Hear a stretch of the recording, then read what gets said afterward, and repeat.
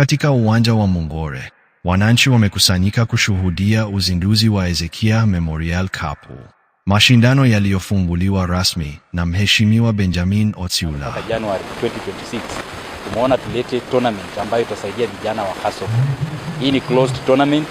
Hatutaki watoe vijana sehemu za mbali. Tunataka tournament ya vijana wa Kasoko ikuzwe. Na wakati hata sisi hapa Kasoko tunataka tujivunie mchezaji atoke hapa. Tumsikia anacheza Kenya Premier League, tumsikia ameenda paka kule ng'ambo, atakuwa ambassador mzuri wa Kasoko na atafanya pia eneo letu la Kasoko lijulikane, sio kwa mambo mengine tu ya masomo lakini pia kwa sport. Mheshimiwa ametangaza zawadi zitakazotolewa kwa timu zitakazoshinda kwenye mashindano haya. Zitapata zawadi. Mshindi wa kwanza, shilingi 40,000. Mpira moja, seti ya jezi. Mshindi wa pili, shilingi 30,000. Mpira moja, seti ya jezi. Upande wa awards tuko na team number 1 mpaka number 4. Zote tutaweza kuzizawadi uniform. Tutazipatia mpira team number 1 mpaka number 10. Zote zitapata mpira wa kucheza. Alafu team number 1 itapatiwa shilingi 40,000 pamoja na trophy. Team number 2 itapatiwa shilingi 30,000 pamoja na trophy pamoja na uniform pia. Team number 3 itapewa shilingi 20,000 pamoja na trophy pamoja na uniform na pamoja na mpira. Team number 4 10,000 uniform na mpira.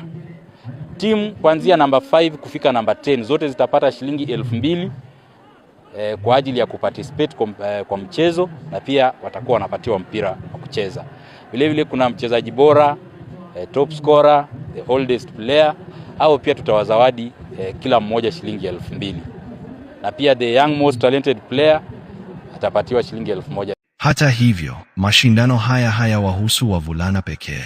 Mheshimiwa pia ametangaza kuwa kutakuwa na mchezo maalum kwa upande wa wanadada utakaoanza hivi karibuni. Ukiangalia hapa nyuma hii shule Mungore Girls kwa hii sub county ndio the best school kwa soka ya kinadada. Kwa hivyo hii ni community ambayo inadhamini mpira wa wasichana. Mwaka huu imetolewa kule counties na shule ya kutoka Mbakalo ambazo zilienda paka regionals. Hii community sasa kuna timu 4 zinacheza mpira wa wanawake, na pia wamerequest wawekee tournament ambayo itafanyika tarehe 26 Disemba.